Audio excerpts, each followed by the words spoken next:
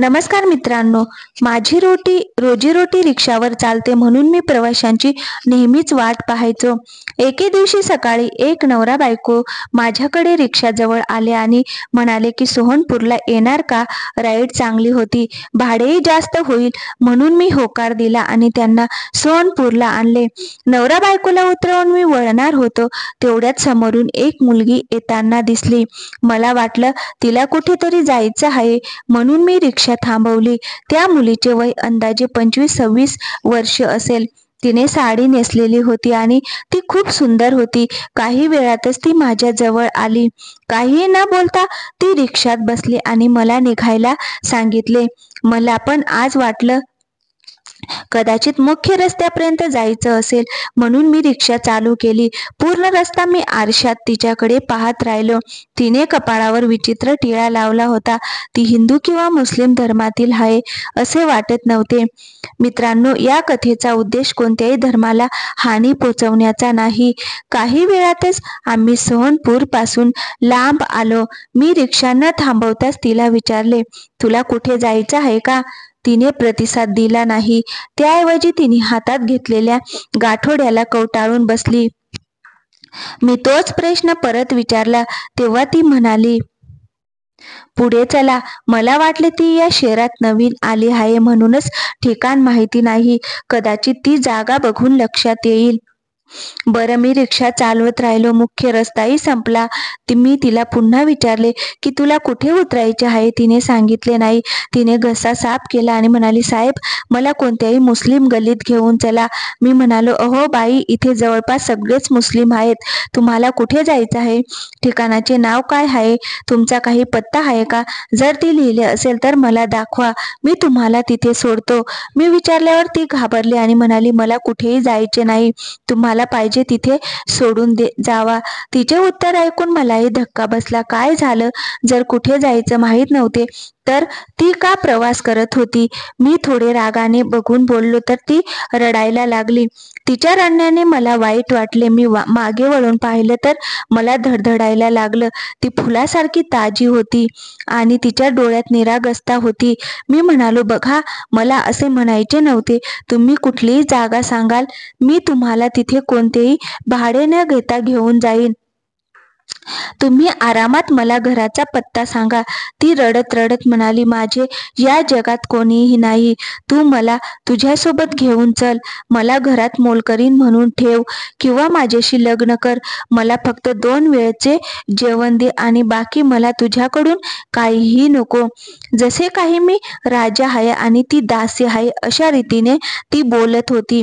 मी तुम्हाला सांगतो की मी एका पायाने लंगडा आहे म्हणून मी लाकडी पाय बसून रिक्षा चालवतो. म्हणून तर गावातील कोणीही मला लग्नासाठी मुलगी द्यायला तयार नाही. एक कारण माझे लंगडेपणा आणि दुसरे कारण असे होते की मी दुसरे काहीही काम करू शकत नाही. साहजिकच अशा परिस्थितीत आपल्या मुलीचा हात माझ्या हाती कोण देणार? मी क्षणभर विचार केला आणि मग मुलीला म्हणालो, ठीक आहे, मला काही अडचण नाही. मी तुझ्याशी लग्न करायला तयार आहे. तू सांग, तुला लग्न कधी करायचे आहे? नाहीतर काही दिवस तू माझ्या घरी राहून विचार करून सांग. हे ऐकून तिचे डोळे चमकले. ती म्हणाली, तुम्ही खूप चांगले आहात साहेब. मला अजून काय हवे आहे? तुम्ही माझ्याशी लग्न करा.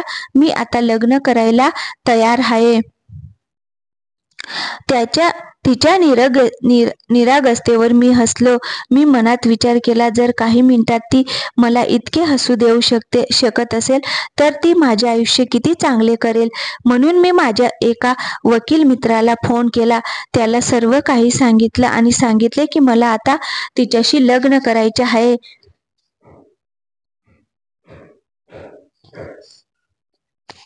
त्याने मला विचार करण्याचा सल्ला दिला. ते ऐकून मी म्हणालो, मला तुमचा मुद्दा समजला, पण माझे मन म्हणत आहे की ही मुलीची निरागसता आहे. बरं, समजावून सांगणं त्याचं काम होतं. म्हणून त्याने मला समजावलं आणि या मुलीला कोर्टात आणायला सांगितलं. मी अजूनपर्यंत तिला नाव विचारले नव्हते. वकील इम्रान भाई यांच्याशी बोलल्यानंतर मी त्यांना तिचे नाव विचारले असता तिने त्यांचे नाव तिचे नाव मुनिया असल्याचे सांगितले. मी रिक्षा मुख्य रस्त्याकडे वळवली आणि 10 मिनिटात कोर्टात पोहोचलो.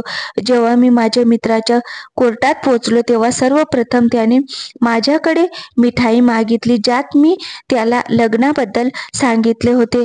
त्यानंतर मला या मुलीशी लग्न करायचे आहे असे सांगितले. त्यांनी मला त्यांच्या कार्यालयात आणले, काही आवश्यक गोष्टी केल्या आणि चहा पाण्याची व्यवस्था केली. माझ्या काही मित्रांनाही फोन केला. यासोबतच लग्नाच्या रजिस्टरचीही व्यवस्था करण्यात आली होती. वकील मित्राच्या ऑफिसमध्ये त्याचे 3-4 मित्र बसले होते. मुनियाने पदर नीट घेतला नव्हता. तिने साडी नेसलेली होती, तरीही तिची कंबर पण दिसत होती, पण मी तसेच दुर्लक्ष केले. मुनियाने नुकताच इस्लाम धर्म स्वीकारल्याचे लग्नाच्या वेळी कळले, पण आजपर्यंत तिला नमाजबद्दल माहिती नव्हते. परंतु मला विशेष आश्चर्य वाटले नाही, कारण कोणीही त्याच्या इच्छेनुसार त्याचा धर्म निवडू शकतो. वकील मित्राने तिला आणखीन एक प्रश्न विचारला, ती कुमारी आहे की नाही? या प्रश्नावर ती गप्प राहिली. ती शांत बसली तर वकील मित्राला वाटले की ती लाजली. मग आमचं लग्न झालं.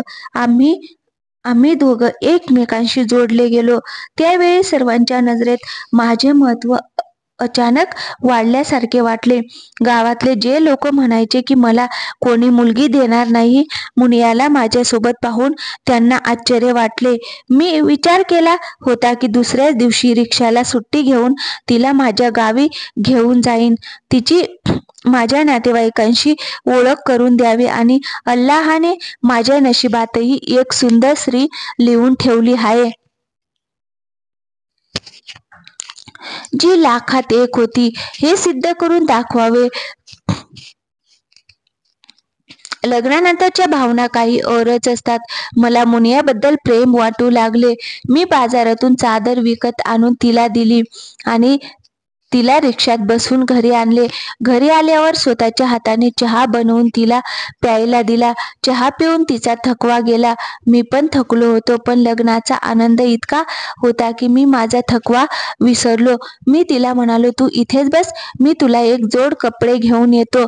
ती मला त्या कपड्यात काय माहिती चांगली वाटत नव्हती. मी लगेच बाजारात गेलो आणि तिच्यासाठी 2-3 कपडे आणले आणि काही खाण्यापिण्याचे सामान घेऊन घरी आलो. ती माझी वाट पाहत बसली होती. मी तिला कपडे दिली आणि म्हणालो, हातपाय तोंड धुवून ये, मी ताट वाढतो. तिने होकार दिला आणि कपडे घेऊन अंघोळीला गेली. अंघोळ करून बाहेर आल्यावर तिचा रंगच बदलला. मी तिच्याकडे बघतच राहिलो. ती पूर्वीपेक्षा जास्त सुंदर दिसत होती. तिचा गोरा रंग, गुलाबी होठ, लांब दाट केस यामुळे कोणीही तिच्या प्रेमात पडू शकते. मी तिच्याकडे पाहिले आणि ती लाजली. एखाद्या गरीब माणसाला परी सापडल्यासारखे वाटले. जेव्हा मी तिला माझ्या स्वतःच्या हाताने जेवण भरवले आणि माझे प्रेम दाखवले, तेव्हा ती देखील खूप आनंदी दिसू लागली. आता तिची अस्वस्थता काहीशी कमी झाली होती. 2 तासात माझं आयुष्य इतकं कसं बदलून गेलं हे समजलंच नाही. जणू काही मी स्वप्नच पाहत आहे. माझी खोली, ज्या खोलीत मी एकटा राहायचो, त्या खोलीत माझा जोडीदारही आला होता. त्या दिवशी तिचा सहवास मिळाल्याने मला जगातील सर्वात मोठा आनंद मिळाल्यासारखे वाटले होते. आमचे दिवस आनंदात जात होते. मी मुनियाचे नाव आयत ठेवले होते. जेव्हा मी तिच्या कुटुंबाबद्दल विचारायचो तेव्हा ती एकतर टाळायची किंवा दुःखी व्हायची आणि मग मला ती पुन्हा विचारायची हिंमत होत नव्हती. मला अजून तिला त्रास द्यायचा नव्हता म्हणून मी तिला जास्त आग्रह केला नाही. एके दिवशी मी आयतला पार्कमध्ये फिरायला घेऊन गेलो. ती आदिवासी कुटुंबातील असल्याचे तिने सांगितले, जिथे विचित्र विधी आणि चालीरीती आहेत. तिथे तिने क्वचितच बाहेर प्रवास केला होता, त्यामुळे तिने शहर पाहिलेही नव्हते. तिला आनंद देण्यासाठी मी तिला उद्यानात घेऊन गेलो. तिथे जाऊन तिला खूप आनंद झाला. या गोष्टी तिने पहिल्यांदाच पाहिल्या होत्या. मी तिला पाळणे पण दाखवले, पण ती त्यावर बसायला घाबरत होती. पार्कमध्ये फेरफटका मारल्यावर आम्ही एका हॉटेलमध्ये गेलो तेव्हा एक माणूस पुन्हा पुन्हा आमच्याकडे बघत होता. माझ्यापेक्षा तो आयतकडे जास्त पाहत असल्याचे मी पाहिले. बरं, मी लढण्यास सक्षमही नव्हतो. शहरामध्ये अशा गोष्टी सर्रास होतात, पण आता त्याची टक लावून पाहण्याचे प्रमाण आणि त्याचे चाळे पूर्वीपेक्षा जास्त विचित्र झाले होते. तो फोनवर काहीतरी लिहित होता. थोड्या वेळाने फोन कानाला लावला आणि म्हणाला, "हो कारतूस, कुठे आहेत? मी तुमच्यासाठी मोठी बातमी आणली आहे." असे म्हणत त्याने त्याला स्टेशनवर भेटण्यास सांगितले आणि फोन ठेवून दिला. आता त्याने आमच्याकडे बघणे थांबले आणि हॉटेलमधून निघून गेला. आयतला या गोष्टींची काहीच माहिती नव्हती, पण मला काळजी वाटत होती. या लोकांचा हेतू काय होता माहिती नाही. आम्ही पटकन जेवलो आणि मी तिच्यासोबत हॉटेलच्या बाहेर आलो आणि आमच्या घराकडे दिशेने निघालो. वाटेत कोणीतरी आम्हा दोघांचा पाठलाग करत असल्याचे जाणवले, पण मागे वळून पाहिलं तर मला सगळं नॉर्मल होतं. माझा पाठलाग कोण करतंय हेही समजत नव्हतं. एका तासात आम्ही आमच्या घरी पोहोचलो. घरी पोहोचल्यावर काही सामान आणायला मी एकटाच बाहेर पडलो आणि आयतला म्हणालो की कोणी आले तर दार उघडू नकोस आणि त्याने माझे नाव घेतले तरी त्याला सांग की तो घरी नाही. अर्ध्या तासाने मी घरी परतले तेव्हा आयत घाबरली होती. मला पाहून ती रडू लागली. मी विचारल्यावर तिने सांगितलं की मी गेल्यावर कोणीतरी जोरजोरात दार ठोठावत होते. इतक्या जोरात की जणू त्याला दार तोडून आत यायचे होते. कदाचित गावातीलच कोणीतरी त्याला सांगितलं असेल. मग त्याने दार वाजवायचे थांबवले. मी तिला धीर दिला आणि म्हणालो, कदाचित कोणीतरी घाबरवण्याचा प्रयत्न करत असेल किंवा माझ्या ओळखीचे कोणी असेल. मी गावकऱ्यांना विचारले असता त्यांनी सांगितले की मी गेल्यानंतर 2 लोक आले होते. तुम्ही त्यांना गावात या आधी कधीच पाहिलं नाही का? सगळ्यांनी नाही म्हणून मान हलवली. हे ऐकून माझे डोके हलले. ते लोक कोण होते आणि त्यांना आमच्याकडून काय हवे होते? दुसऱ्या दिवशी शुक्रवार असल्याने मी घरीच असायचो. नवी नवरी घेऊन घरी येऊन 1 महिनाही झाला नव्हता, म्हणून मी बाहेरून नाश्ता आणायचो. त्या दिवशी मी हलवा पुरी घ्यायला बाहेर पडलो. तो परत आला तेव्हा दारात 2 लोक उभे होते आणि वारंवार दार वाजवत होते. मी विचारले, तुम्ही कोण आहात? तर तो म्हणाला, तू आमच्या पोरीला या घरात ठेवले आहे. मी आश्चर्यचकित झालो आणि म्हणालो, कोणती मुलगी? माझ्या घरात फक्त माझी पत्नी आहे आणि तिचे नाव आयत आहे. अरे, आम्हाला माहिती आहे. तीच तर आमची बायको आहे. तू तिला जबरदस्तीने इथे ठेवले आहेस. आम्ही तुझी कातडी सोलून काढू. आता दार उघड आणि तिला आमच्या हवाली कर. ती लोक बायकांसारखीच दिसत होती. त्यांनी डोक्यावर वेण्या बांधल्या होत्या आणि गळ्यात विचित्र पाने घातली होती. त्यांची दादागिरी पाहून मलाही राग आला. मी हलवा पुरी बाजूला ठेवली आणि बाया वर करत आणि म्हणालो, हिम्मत असेल तर माझ्या बायकोला घेऊन जाऊन तर दाखव. हे माझे गाव आहे. इथले सगळे मला ओळखतात. जर तू जास्त चावचाव केलीस तर मी तुला इतका मारेन की तू तुझ्या पायांनी परत जाऊ शकणार नाहीस. मी काय म्हणणार तितक्यात त्याने माझी कॉलर पकडली आणि म्हणाला, तुझी हिंमत कशी झाली? कदाचित तू मला ओळखत नाहीस. माझे नाव कारतूस आहे आणि मोठे लोक माझ्या नावाने थरथर कापतात. हो हो, बिना बंदुकीच्या कारतुशा, मी पण तुला घाबरत नाही. तुला काय करायचं ते कर. मी तुला घाबरत नाही. आमची भांडणे आणि आवाज ऐकून गावातील लोकही जमा झाले होते. ते लोक आवाज वाढवत होते म्हणून कोणीतरी पोलिसांना कळवले. काही वेळातच पोलीस आमच्या दारात आले. मला खूप विचित्र वाटले, पण या लोकांना दूर करण्याचा दुसरा कोणताच मार्ग नव्हता. पोलीस येतात ते लोक घाबरले आणि पळू लागले, पण पोलिसांनी त्यांना पकडले आणि विचारले की तुम्ही या माणसाला का त्रास देत आहात? गावकऱ्यांनीही मला साथ दिली.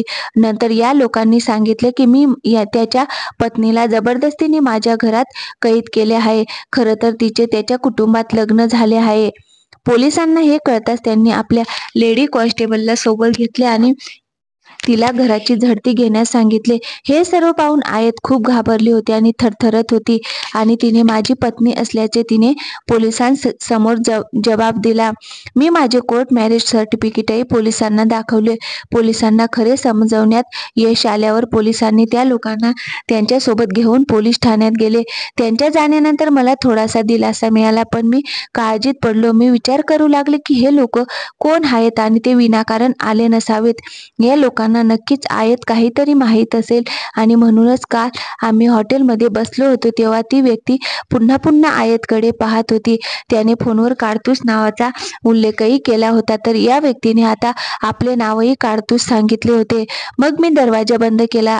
आत आयत रडत होती. का माहीत नाही, पण माझ्या मनात अजूनही तिच्याबद्दल प्रेम होते. मला तिच्या चारित्र्यावर शंका घ्यायची नव्हती. मी आयतला नाश्ता वगैरे करायला लावला आणि मग आयतला म्हणालो, आता तू माझा जीव आहे. जर तू मला तुझे सत्य सांगितले नाहीस तर मी तुला या लोकांपासून कसे वाचवू शकेन? देव न करो, पण यांनी कधी काही आपले नुकसान केले? मी एकटाच माणूस आहे. काही नुकसान झाले तर मी सहन करू शकणार नाही.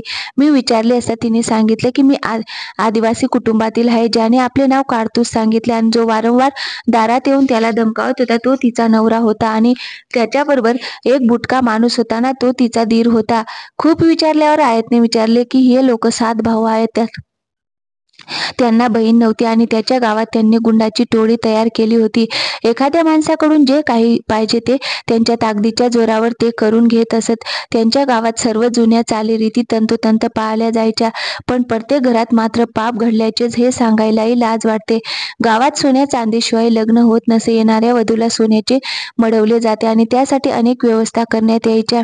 गरिबांचा सगळा पैसा फक्त एका लग्नावर खर्च व्हायचा, तर सोन्या चांदीशिवाय स्त्रीचे लग्न हा अपमान मानला जात असे. मात्र लग्नानंतर जे काही घडल्याचे त्याचे गावकऱ्यांना काही वाईट वाटत नसे. आज 6 महिन्यांपूर्वी माझंही लग्न झालं होतं. मला सोन्या चांदीने मढवण्यात आले होते आणि असेच लग्न करून मी काडतुसाच्या घरी आले. संपूर्ण परिसरात काडतुसांची भीती होती. त्याला आणखीन 6 भाऊ होते आणि कदाचित यामुळेच त्याला त्याच्या सामर्थ्याचा अधिक अभिमान होता. लग्नाच्या दिवशी घरात एकही बाई न दिसल्याने मी गोंधळून गेले. त्याचे इतर भाऊही मला चेष्टेने चिडवू लागले, त्यामुळे मला खूप वाईट वाटले. माझ्या गावातील संस्कार मला माहिती होते आणि मला माझे दिरा भावाचा आदर करायला शिकवले होते, पण माझे मन काही मानत नव्हते. मला त्यांचे बोलणे फार विचित्र वाटले. त्या दिवशी अत्याचाराची नवी मालिका सुरू झाली, जी संपण्याचे नाव घेत नव्हती. मी या लोकांच्या घरात खेळणे बनले होते. दिवसभर या लोकांसाठी जेवण काम करायचे. कोणी उठून स्वतः पाणी प्यायला सुद्धा येत नसे. सर्वांची सेवा करणे हेच माझे कर्तव्य बनले होते. दिवसभर काम करण्याचा थकवा आणि अत्याचाराच्या रात्री माझ्यासाठी हा त्रास कोणत्याही त्रासापेक्षा मला वाटायचे की मी एक जनावर आहे जे माझ्या आईवडिलांनी खुंटीला बांधले आहे. आश्चर्याची गोष्ट म्हणजे हे सगळे भाऊ मला दिवसा वहिनी म्हणायचे. गावकऱ्यांसमोर खूप इज्जतदार बनत, पण आत मला त्यांचे वास्तव कळले होते. मी शेजारी राहणाऱ्या एका म्हातारीला विश्वासात घेऊन हावभावात या गोष्टी सांगण्याचा प्रयत्न केला, तेव्हा ती म्हणाली, मला तर 3 दीर आणि 2 जेठ होते. मी कधीच आक्षेप घेतला नाही की माझा नवरा कोणता कळत नाही तुम्हा मुलींना काय झाले? माझा नवरा करतात. ज्यांच्या घरात जेवढे पुरुष असतात त्या सर्वांची जबाबदारी तुमच्यावर आहे. किंवा त्यांनी तुमच्याशी कसेही वागले तरी तुम्हाला स्त्री म्हणून अत्याचार सहन करावे लागतील. हे आमचे संस्कार आणि प्रथा आहेत आणि तुम्हाला यावर चालावे लागेल. तुम्ही अजून बाहेरचे जग पाहिले नाही. हे जग यापेक्षा वाईट आहे. मी तिचे शब्द ऐकले, त्यामुळे मला आश्चर्याचा धक्का बसला. म्हणजे हे दुष्कृत्य प्रत्येक घरात शांतपणे चालू होते. कदाचित यामुळेच लोक लग्न समारंभावर जास्त खर्च करत नसत. मी जशी तरुण झाले तसेच माझे लग्न केले गेले. मला या गोष्टींची जाणीव नव्हती, पण कदाचित माझ्या आत एक शुद्ध आत्मा आहे ज्याने ही वाईट कृत्य कधीच स्वीकारले नसते. मी माझ्या वस्तीतून पळून जाण्याचा निर्णय घेतला, पण मला तिथून कुठे जायचं हेच माहिती नव्हते. तिथून पळ काढल्यावर काही अंतरावर बस स्टेशन होते. तिथे बसेस उभ्या होत्या. असेच एका बसमध्ये बसले. कुठे जायचं हेच कळत नव्हते. मनात फक्त एक भीती बसली होती. बसचा प्रवास खूप लांबला होता. निदान मी माझ्या गावापासून दूर जाईन या विचाराने मीही शांत बसले. त्याच बसमध्ये एक तरुण बसला होता. त्या पुरुषाच्या चेहऱ्यावर दाढी होती तर महिलेने बुरखा घातलेला होता. मी त्यांना पाहत होते तर समोरच्या सीटवर बसलेला एक माणूस त्या बुरखा घातलेल्या बाईकडे घाणेरड्या नजरेने पाहत होता. जेव्हा त्या महिलेच्या पतीने त्या व्यक्तीला पाहिले तेव्हा तो रागाने लाल झाला. त्याने त्याला बरेच सुनावले आणि कंडक्टरने त्याला खूप मारहाण करून बसमधून बाहेर फेकले. मला हे पाहून खूप आश्चर्य वाटले की जेव्हा आमच्या गावात पुरुषाने स्त्रीमध्ये रस घ्यावा हे चांगले मानले जात होते, तेव्हा एक पुरुष आपल्या स्त्रीचे इतके संरक्षण करू शकतो. मला त्या माणसाला त्याच्या बायकोचे संरक्षण करताना बघायला खूप आवडले. चौकशी केल्यावर कळले की तो मुस्लिम आहे. त्यावेळी मी निर्णय घेतला, पुन्हा लग्न करेल तर मुस्लिम घरातच करेन, कारण मुस्लिम महिलांचे खूप रक्षण करतात. म्हणूनच मी तुझ्या रिक्षात बसल्यावर मला मुस्लिम गल्लीत सोडायला सांगितले होते. आणि मग जेव्हा मी तुला भेटले तेव्हा मला वाटले की तू एक चांगला व्यक्ती आहेस आणि माझ्यावर विश्वास ठेव. तू जे काल काडतुसांशी भांडलास, माझ्यासाठी यापेक्षा मोठे काहीही नाही. मी तुझी गुलाम झाले आहे असेच मला वाटते. मी तुला आयुष्यभर माझ्या डोक्याचा मुकुट म्हणून ठेवीन. कृपया माझ्या चुका माफ करा. तुझे उपकार मी कधीच विसरणार नाही, असे म्हणत त्याने माझ्या पायावर डोके ठेवले. ती माझ्या समोर हात जोडून रडत म्हणाली, मी आयुष्यभर तुझ्या नावावर जगेन आणि तुझ्या नावावर मरेन. तू म्हणालास तर मी माझा जीवही देईन, पण देवासाठी मला तुझ्यापासून वेगळे करू नकोस. या घरात आल्यानंतर मी जी शांती मिळाली आहे ती शांती मेल्यानंतरही मिळणार नाही. माझ्या डोळ्यात अश्रू तरळले. इस्लाम हा एक चांगला धर्म आहे, ज्याने स्त्रियांना सन्मान देण्याचे आदेश दिले आहेत. मी आयातला मिठी मारली आणि आश्वासन दिले की मी तिच्या सत्यतेची कदर करेन. मी तिला कधीच सोडणार नाही. ती माझी पत्नी आहे, मला आदर आहे आणि राहील. हे ऐकून तिला खूप आनंद झाला. त्यानंतर मी तिला नमाज वाचायला शिकवले. धर्माबाबतही अनेक गोष्टी सांगितल्या. आता ती प्रत्येक गोष्टीत वक्तशीर आहे आणि भूतकाळातील गोष्ट विसरली आहे. आम्ही ती जागा सोडून नवीन जागेवर घर बांधले आहे. तिच्या येण्याने माझे नशीब उघडले आहे. मी 1 ते 4 रिक्षा घेतल्या आणि मला चांगले उत्पन्न मिळत आहे. मला खात्री आहे की माझ्या अल्लाने हे सर्व आयतच्या नशिबाने दिले आहे. जर मी तिला झिडकारले दिले असते किंवा तिच्या बरोबर चांगले वागलो नसतो तर ती नक्कीच बेघर झाली असती आणि या धर्मापासूनही दूर गेली असती. मी तिला इस्लाम बद्दल समजावून सांगितले आणि तिला सन्माननीय जीवनही दिले. आज ती माझ्यावर खूप खुश आहे. मी 2 मुले आणि 4 रिक्षांचा मालक झालो आहे. अल्लाह आमच्या जोडीला सुरक्षित ठेव. तो धन्यवाद. मित्रांनो, कशी वाटली तुम्हाला आजची कथा आवडली असेल तर व्हिडिओला लाईक करा आणि प्लीज आमच्या चॅनलवर नवीन असाल तर चॅनलला सबस्क्राईब नक्की करा. थँक्यू. धन्यवाद मित्रांनो. पुन्हा भेटूया अशाच एका नवीन कथेसोबत.